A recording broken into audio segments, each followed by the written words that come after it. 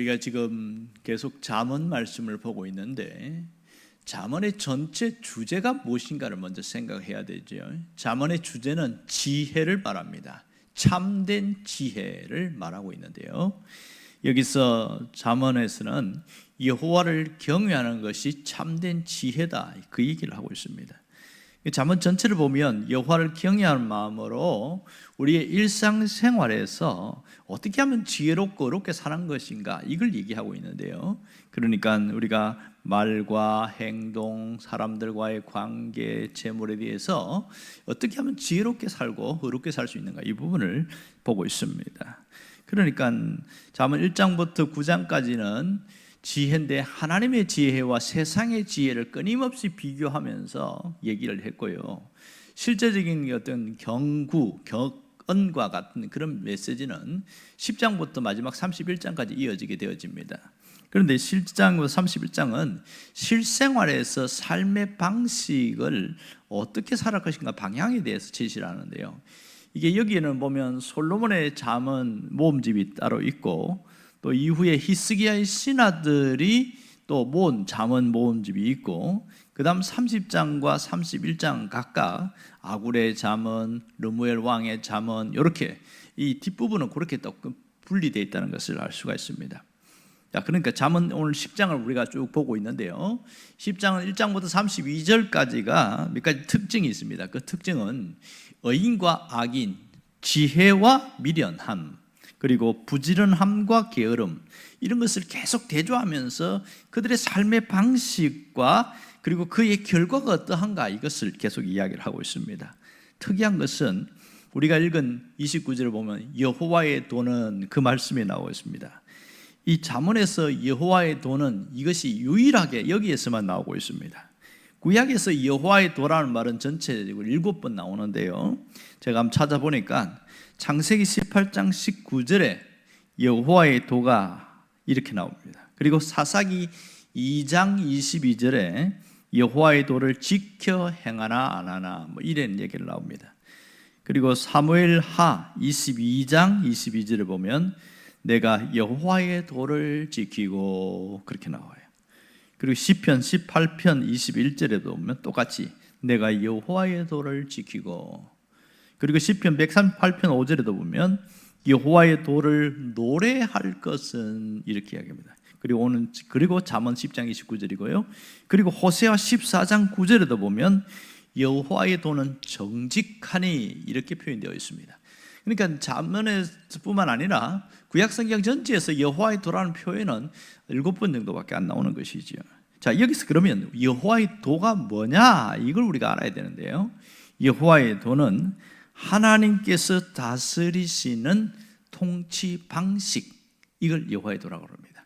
그러니까 하나님께서 어떻게 다스리는가, 그 통치 방식을 여호와의 도라고 그러는데, 그러면 하나님을 믿는 신앙인들에게는 똑같이 여호와의 도가 우리가 걸어가야 할, 우리가 살아야 할 삶의 원칙, 이것을 여호와의 도다, 이렇게 말합니다. 정리하면 이 여호와의 도는 하나님의 백성들의 삶의 기준점이 뭐냐, 이걸 말하는데요. 구체적으로 율법, 그리고 계명, 이런 식으로 나타나 있습니다.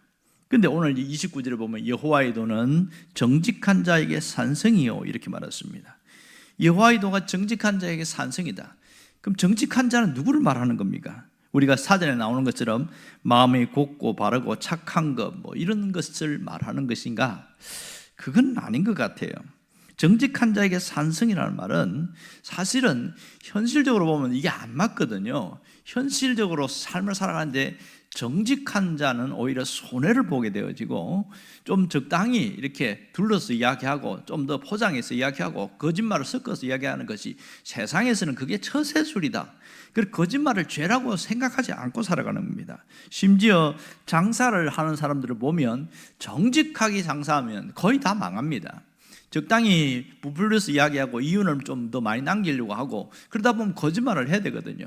정직하게 장사하면 손해본다는 것이 그들이 갖고 있는 암묵적인 그런 윤리입니다. 그래서 당연히 적당히 거짓말을 하는 것이 일반적입니다. 심지어 재판정에 나가서도 말입니다. 물론 선서할 때는 정직하게 이야기하기도 하는데 결정적으로 자기한테 불리한 것에 대해서는 모르쇠로 일관합니다. 기억 안 납니다. 잘 모르겠습니다. 그러면 희한하게도 정직하게 자기 잘못을 인정하는 사람은 형량이 무겁게 떨어져요. 그런데 잘 기억이 안 납니다. 뭐 이러면서 둘러대는 사람들은 형량이 가볍게 떨어지는 것이 이게 현실이란 말이에요. 그럼 어떻게 정직한 자에게 산성이 될 수 있냐? 이 산성이라는 말이 어떤 피난처, 안전한 곳, 보호소 뭐 이런 뜻이잖아요. 이게 이해가 되지 않습니다. 그러면 이 본문에서 이야기하는 정직한 자라는 말은 도덕적인 고됨을 뛰어넘어서 하나님을 경외하는 자가 갖는 필수적인 삶의 방식을 말하고 있는 겁니다. 그러니까 동방의 의인인 욥은 하나님이 보시기에 뭐라고 그러냐면 순전하고 정직하다 이렇게 표현했거든요. 그러니까 하나님을 믿는 온전함이 그 속에 있었다는 얘기인데요, 욥은 하나님을 경외하는 삶의 방식이 분명했다 이런 얘기를 합니다. 그러므로 정직한 자는 산성이다, 이 말씀은 그대로 이어지고 있습니다. 이 정직한 자는 산성이다. 어떻게 산성이 될 수 있는가? 그것은 앞에 있는 여호와의 도라는 말 때문에 그렇습니다. 여호와의 도, 다시 말해서 하나님의 공의로운 통치를 믿고 정직하게 행하는 자는 안전이 보장된다. 이것이 오늘 메시지의 핵심입니다. 하나님의 공의로운 통치를 믿고 행하는 자에게는 안전이 보장된다. 반대로 행악하는 자, 정직하지 않은 자들에게는 멸망이 임한다 이렇게 말했습니다. 여기서 행악하는 자는 누굽니까? 하나님의 말씀을 거부하는 자를 이야기하고 있습니다. 이런 자는 어떤 어려움이 왔을 때에 하나님 말씀을 거부하는 자는 하나님의 말씀을 거부했기에 그 도움을 받을 수 없습니다. 반대로 정직한 자, 하나님의 말씀을 붙잡은 자는 응답이 있는 것이지요. 여러분, 악한 자들, 이렇게 하나님의 말씀을 거부한 자들은 자기가 뭔가를 믿고 살아가고 있어요. 그런데 정작 자기 삶에 굉장히 어려움이 왔을 때 그 믿었던 것이 자신을 배신한다는 것을 모르고 있는 거예요. 예를 들면 그런 거 있잖아요. 내가 저 사람을 믿고 몇몇 사람들을 날 신뢰하고 그래서 믿고 했는데 정말 내가 어려워지니까 좀 도와달라 그러니까 등 돌려버리는 그런 것이 이게 세상의 현실이거든요. 그러니까 결국은 이렇게 하나님의 말씀을 거부하는 자들은 망하도 빨리 망하더라 이런 얘기합니다. 분명한 것은 하나님의 말씀은 우리 삶의 산성이 되신다는 겁니다.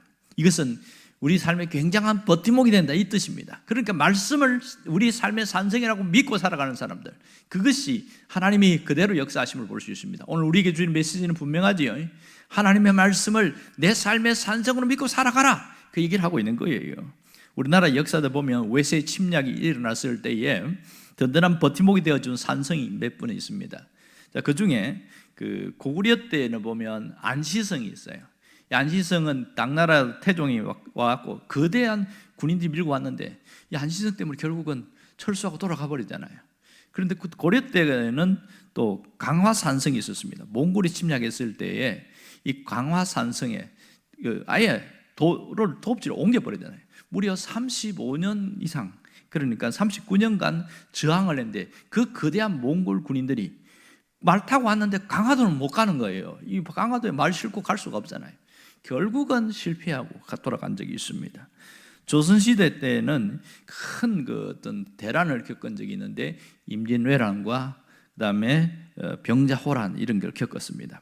그런데 임진왜란 때는 일본이 쳐들어왔을 때 우리에게 그 유명한 그 산성이 있잖아요.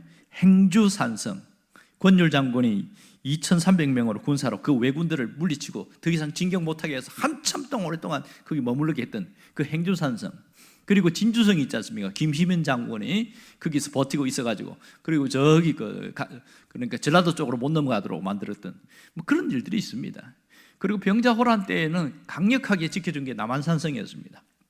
남한산성이 있는데 사실 청나라가 쳐들어왔을 때 이제 그 남한산성으로 갔어요. 하지만 안타깝게도 오래 버티지 못하고 결국은 굴욕을 당하는 그런 일이 있긴 합니다만은 든든한 버팀목이 된 건 사실입니다. 이스라엘 백성들에게 이런 산성이 뭘까요? 예루살렘 성입니다.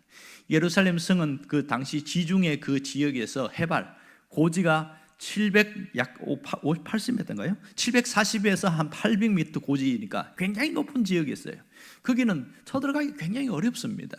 그래서 예수님이 부활 승천하신 이후에 이스라엘 백성들은 이 예루살렘 성을 믿었어요. 하나님보다 예루살렘 성을 더 믿었단 말입니다. 심지어 율법을 연구했던 그런 바리새인들도, 율법사들도 예루살렘 성을 더 믿었습니다. 하나님은 뭐 눈에 보이지도 않고 뭐 도움 주는 것 같지는 않은데 이 성은 든든하다. 그랬던 그런 자들이 어떻게 무너진지 아세요? 당시에 보면 계속 유대인들이 반란을 일으키고 이러니까 그때가 아마 네로 황제 때일 겁니다. 이대로 두면 안 되겠다. 그래서 야, 저들을 한번 이렇게 쓸어버리라. 그래서 누가 갔냐면 티투스 장군이 그 예루살렘 성을 쫙 포위를 했어요. 겹겹이 포위해서 누구 말대로 지새끼 한 마리 못 나가도록 했더니 4개월 만에 무너지는 거예요. 4개월 만에. 거기에 얼마나 많은 사람들이 죽은지 아세요? 그 요세푸스 기록에 보면 약 110명이 죽었다고 그래요. 엄청난 사람이 죽었는데 그 견고한 예루살렘 성이 무너지는 거예요. 오늘 말씀처럼 이렇게 하나님이 아닌 다른 것을 믿고 설치는 사람 결국은 무너지는 것을 봤습니다. 신앙인들에게 하나님의 말씀은 산성입니다. 우리를 지켜주는 버팀목이라는 사실이죠. 예수 믿는 사람에게 말씀은 우리를 안전하게 한다는 사실을 우리 속에 깊이 박혀야 됩니다. 어떤 분은 인생을 살면서 롤러코스터를 타는 것처럼 위로 갔다가 아래로 떨어졌다가 그렇게 살아가는 사람들도 있고요. 또 어떤 사람들은 이 놀이공원에 해전 목마를 타고 이렇게 사는 것처럼 인생을 열심히 살긴 사는데 오면 또 다시 되돌아오고 제자리 자리에 있고 뭐 그런 경우들이 있더라고요. 그럼 누구나 놀이공원에서 한 번쯤 가보는 거는 좋아하지만 인생을 이렇게 살고 싶은 사람은 아무도 없을 겁니다. 여러분, 우리의 인생은 안전해야 합니다. 여러분의 인생이 안전하시길 바랍니다. 여러분의 인생이 버팀목이 되어주는 산성이 있기를 바랍니다. 뭐가 우리를 안전하게 하냐? 여호와의 도가 안전하게 한다. 그럽니다. 여호와의 도가 안전하다. 다시 말하면 말씀이 우리를 안전지대로 이끄신다. 이렇게 얘기하는 겁니다. 이것은 예방도 되고 치료도 되고 해결도 되고 피난처도 된다는 말씀인 것이죠. 예수 믿는 사람들에게, 다시 말해서 정직한 자들에게 안전한 곳, 안전한 삶을 제공하는 것이 여호와의 도입니다. 그러므로 우리가 성경대로 살아가려고 한번 애를 써보는 것이죠. 성경대로 한번 살아보자는 겁니다. 예를 들어서 순종해라 하면 그냥 글 쓴 거 넘기지 말고 한번 살아보려고 애를 쓰는 거예요. 어떤 분은 순종이라는 말은 되게 알레르기 반응을 일으키는 사람이 있는데 이것이 얼마나 강력한 능력이 있는지를 한번 경험해봐야 안다는 겁니다. 어떤 순종해보면 치료도 되고 문제 해결도 되고 그런 일들을 경험하게 되어집니다. 어떤 분이 정말 어려웠는데 기도하라는 강력한 그 어떤 내적 음성이 들렸어요. 그것도 말씀 붙들고 기도하라는 내적 음성이 들려서 우리 함께 기도합시다. 막 그렇게 했던 그런 분들이 있습니다. 그들 중에 실제 오래전의 일입니다만은 미국의 달라스 신학교에서 일어난 일들이 있어요. 그때는 교수들이 함께 기도하고 뭐 어떤 하루에 그 1시간 정도 정기적으로 그렇게 기도했는데 지금은 달라스 신학교가 상당히 유명해지고 상당히 경제적으로 괜찮지만 초창기에는 신학교가 세웠을 때 굉장히 어려움을 많이 당했습니다. 빚을 갚지 못해가지고 이 학교가 채권단의 손에 넘어가는 위기가 계속 그렇게 되었던 얘기 있습니다. 그래서 이사들과 교수들이 한 자리에 모여서 우리가 이렇게 하지 말고 기도합시다 그러는 거예요. 왜냐하면 어떤 누군가에게 기도하는 강력한 메시지를 주었고 그렇게 얘기했더니 함께 하게 되었고 그 학장도 함께 같이 기도하고 뭐 그런 일들이 있었어요. 자, 차례차례 누군가가 대표해서 기도하고 같이 함께 하면서 하는데 그 중에 순종을 잘하는 교수님 한 분이 있었는데 그렇게 소문이 났어요. 해리 아이런사이드라는 이 교수님이 그렇게 자기가 대표 기도를 인도하는 시간이 되었습니다. 그때 기도를 막 하려고 하는데 시편 50편 10절 말씀이 확 떠올랐다는 거예요.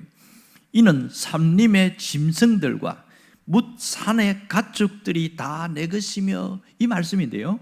그러면서 뭐라고 기도했냐면 하나님 우리 현재적으로 어려운 거 아시지요? 하나님은 모든 것이 하나님의 것이라고 말씀했지 않았습니까? 산림의 짐승과 뭇 산의 가축들도 다 내 것이라고 이렇게 했는데 하나님 그것을 팔아서라도 우리 이 빚을 갚게 해주세요. 막 이렇게 기도한 거예요. 그러니까 교수들이 이렇게 구체적으로 기도한 건 처음이거든요. 눈 딱 떠나서 어리둥절한 거죠.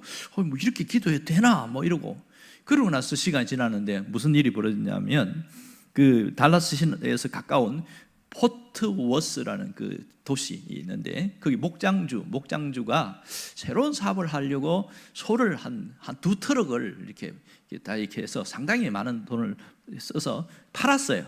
팔고 사업을 시작을 하는데 이 사업의 문이 안 열리는 거예요.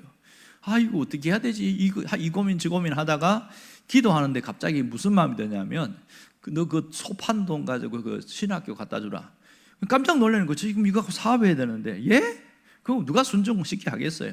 근데 날마다 그 마음에 강력하게 밀려오는 그 마음 때문에 견딜 수가 없더라는 거예요. 그래서 3일 버티다가 그 뭉칫돈 들고 달라스 신학교에 갔어요. 가가지고 이제 비서실에 갔더니 어떻게 오셨냐고 이제 교무처에서 얘기했겠죠. 그랬더니 여차여차 왔다니까 그 수표를 들고 왔단 말이에요. 그래서 깜짝 놀라가지고 그 비서가 그걸 가지고 그 기도실에 갔죠. 그때 학장한테 이렇게 오셨다고. 그렇게 기도하다가 다 중단하고 그 학장이 그분을 모셨고, 아, 이거 어떻게 해요 하시냐고. 그래서 딱 그렇게 해서 해결했는데, 놀라운 것은 이 돈을 가지고 온 그 부분이 빚을 갚아야 할 내 그 금액과 정확하게 맞아 떨어진 거예요. 깜짝 놀랐어요. 교수들도 기도는 했지만 진짜 이렇게 일어날 줄을 몰랐다는 것이죠. 특별히 해리 아이런사이드 교수가 그 기도한 내용대로 이 목장주가 자기가 소판 돈을 가지고 온 것을 해서 더 놀란 것이죠. 그러면 이분은 어떻게 됐을까요? 그렇게 사업의 문이 안 열렸는데 돈을 그렇게 많이 팔아서 했는데 하나님은 다른 방법으로 해서 오히려 더 그가 생각하고 계획한 것보다 더 좋은 방법으로 길을 열어주었고 더 잘 됐다는 그런 역사적 후기가 있습니다. 여러분, 우리가 분명한 것은 하나님 말씀에 순종하는 자는 이 놀라운 하나님의 산성과 같은 것을 누리는 축복이 있다는 것을 알 수 있습니다.